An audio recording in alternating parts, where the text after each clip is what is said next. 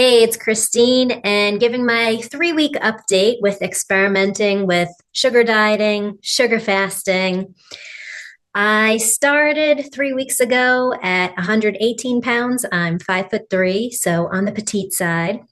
I'm 43 years old, so not a young person that has an awesome metabolism. I've noticed over the years my metabolism has taken a dive, but with this sugar diet, sugar fasting, I feel like I'm getting better at speeding up my metabolism a lot more than it was previously.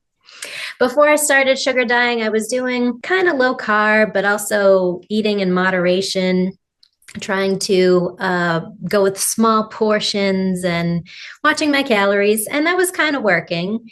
I mean, I was at a healthy weight. I just felt like I was missing something because last summer I was 110 pounds, felt really good at that weight, felt very confident in my body, had more muscle definition, just overall less body fat. And I really like that. And I've been trying to get back to 110.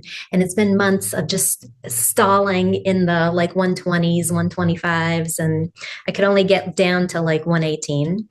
But over these past 3 weeks, and just trying things with the sugar diet, and actually not too much sugar really, but more fruits. So I would say it's more of high carb, low fat, low protein, although I'm going to start kicking up my protein a bit more as I get closer to my goal weight. But it's been really good. My energy's been good. There's been some ups and downs, just some trial and errors, and I'll share some things that have helped me with the things that were kind of off. But started at 118, and this morning I weighed in at 111.5. So 6.5 pound weight loss in 3 weeks. I think that's phenomenal. Keeping in mind that I've been increasing my calories. And so that's definitely showing me that my metabolism is doing much better. And even sprinkling some very high calorie days in there, doing really well. So, some things that have really helped me is in the first week, I was just kind of learning about it, the sugar diet from Cole Robinson, and just started to incorporate more fruits into my diet and less fats. I was definitely using a lot of trail mixes on my salad or almond slices here and there or some almond butter, or just in general, in moderation, I would have some cake or cookies or go out to dinner. And I noticed that like just too much fat was definitely stalling me. And trying to be too low carb was definitely triggering a lot of cravings for the cookies and cakes and a lot of those high fat, high sugar foods. So the first week I dropped like 4 pounds, which I was amazed just by switching up those macros from more carbs to less fats and keeping my protein about the same, keeping everything else consistent. Like I usually get 15,000 to 20,000 steps a day. I'm pretty active, but I don't do any high intensity workout. I do lift 2 or 3 times a week. So just been consistent with that, and just switching up my macros has helped a lot. And also, allowing myself to have even more calories, which is surprising. Week 2 was more me just experimenting with like sugar fasting. I was trying like an all day with honey and an all day with jelly, and I felt like that just didn't feel good for me. So I find that sticking with fruit is much better. Once in a while, I'll have candy, but I'm not big into candy. Like, or the jellies or the very sugary condensed foods.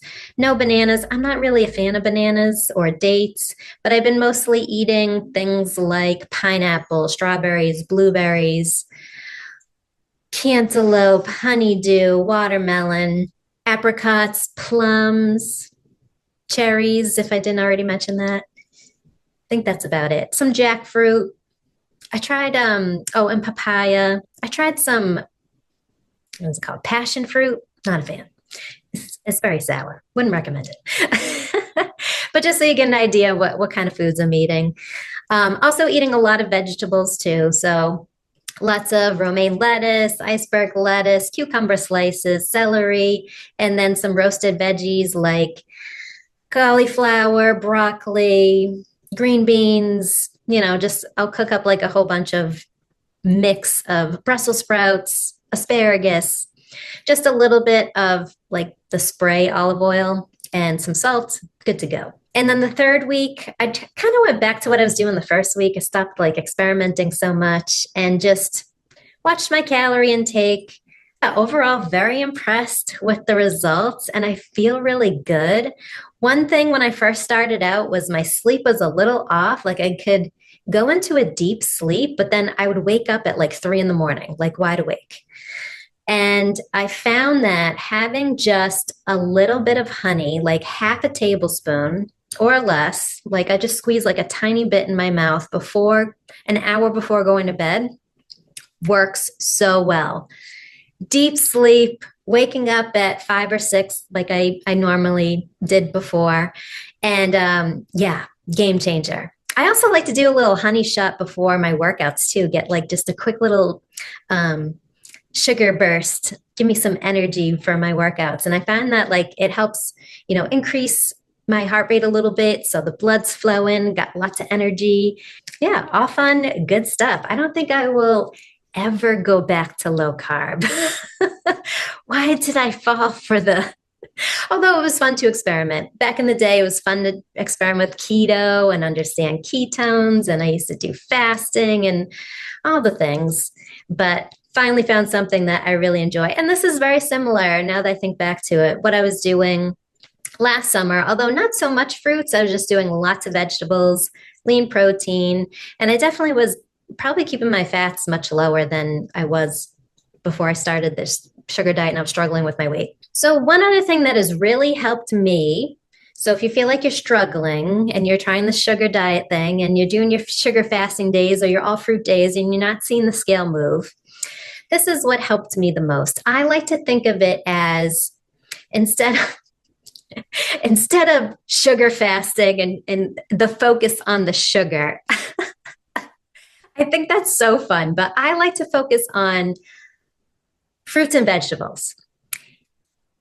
Most of my food is coming, like I would say 70 to 80% of my daily intake is fruits and veggies. Sometimes it's a 50-50 split, sometimes a little bit more on the veggie, sometimes a little bit more on the fruit, but I like to think lots of water-based foods. That's like the majority of what I'm eating. And then a small portion for lean protein.